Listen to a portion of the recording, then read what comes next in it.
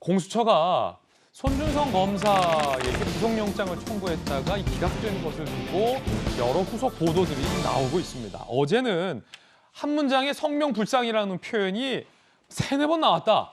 굉장히 이례적인 한 영장의 한 대목을 저희가 보도해드렸는데, 손준성이 고발 사주를 소위 지시했다라는 근거로 공수처가 내밀었던 게 이 검찰 조직도다라는 보도가 나왔습니다. 사실이라면 조금 당황스러운 대목입니다.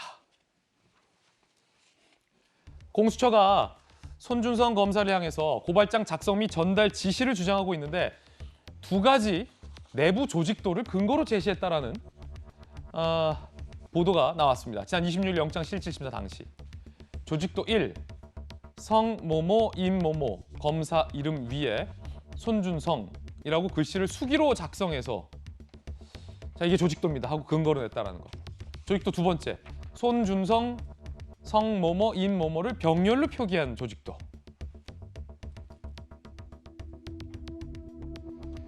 자, 일단은 부연 설명이 좀 필요할 것 같은데, 이재명 기자, 이 조직도가 도대체 공수처가 이 지시했다라는 근거가 어떤 이유에서 될 수 있는 겁니까? 조직도는 뭐 사실 조직도는 다 있잖아요. 어느 조직이든. 그렇죠. 만약 조직도만 딱 냈다 그러면 그건 뭐 검찰 조직 자체가 범죄 단체라는 뜻이 되니까 뭐 그런 의미는 아니었겠죠. 아마도 공수처는 이런 생각을 했던 것 같습니다. 그러니까 당시에 손중선 보냄이라는 텔레그램의 내용 중에는 뭐가 있냐면 실명 판결문이 있습니다. 그 실명 판결문은 아무나 볼 수 있는 게 아니라 실제 법원이라든지 검찰에 근무한 사람만 볼 수 있는 거죠. 그래서 과연 그 실명 판결문을 누가 검색해 봤나 봤더니 손준성 당시 수사정보정책관 밑에 있는 검사들이 봤다. 그렇기 때문에 그 검사들이 그 실명 판결문을 봤다는 건 이 실명 판결문 자체가 결국은 손준성 당시 수사정보정책관에 의해서 보게 했고, 결국 이 모든 고발에 사주를 한 것이 결국 손준성 검사다, 이런 걸 증명하려고 했겠죠. 근데 아무리 생각해봐도 이런 의미에서 조직도를 냈다 하더라도 그 조직도 자체가 결국은 고발 사주의 증거가 되겠습니까? 아니 예를 들어 제가 이해하고 있는 근거나 이 증거라는 건, 예컨대 이재명이 김진을 시켜서 누구를 고발하게 했다. 이재명이 김진에게 보낸 문자 메시지를 공수처가 수사를 통해서 확보했습니다. 딱 그래서 구속영장 주십시오. 라는 건 굉장히 구속영장을 발부받아야 할 공수처 입장에서 근거와 증거가 될 수 있는데, 그게 아니라 이재명이 김진 위에 있습니다. 조직도입니다. 라는 건 좀 근거가 지시했다라는 근거로 보기엔 너무나도 빈약하잖아요. 이제 그런 부분이 이제 굉장히 어떤 취약했던 수사가 있었고, 그렇기 때문에 결국 구속영장이 이제 기각된 게 아닌가 싶은데, 영장 전체가 12쪽이라고 지금 알려져 있는데 그중에 성명불상이 23번 나온다는 거 아니겠습니까? 예.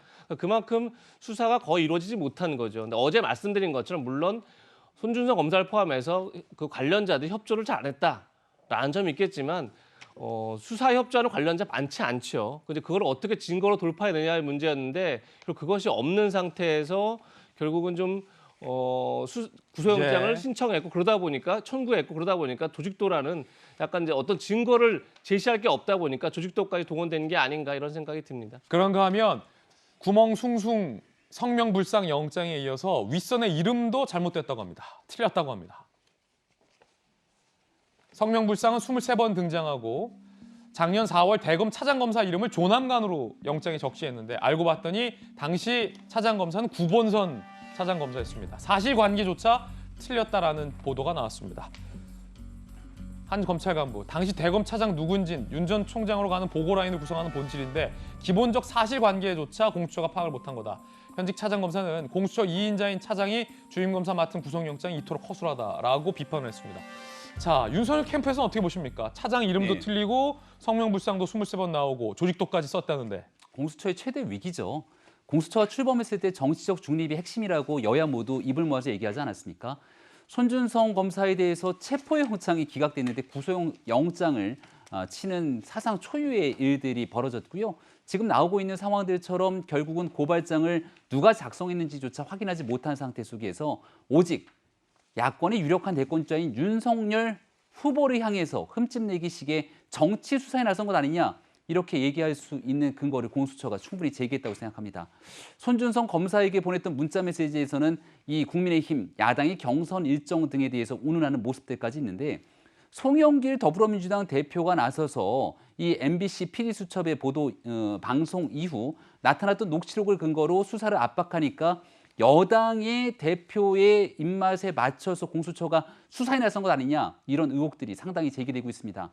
지금이라도 대한민국 공수처가 왜 출범하게 됐는지 국민들이 바랬던 여망들을 이렇게 한순간에 일거에 무너뜨렸던 데에 대해서 공수처장이 직접 반성하고 공수처장이 이 문제 어떻게 풀어나가실 것인지 국민들 앞에 소상히 설명할 때가 됐다고 생각합니다.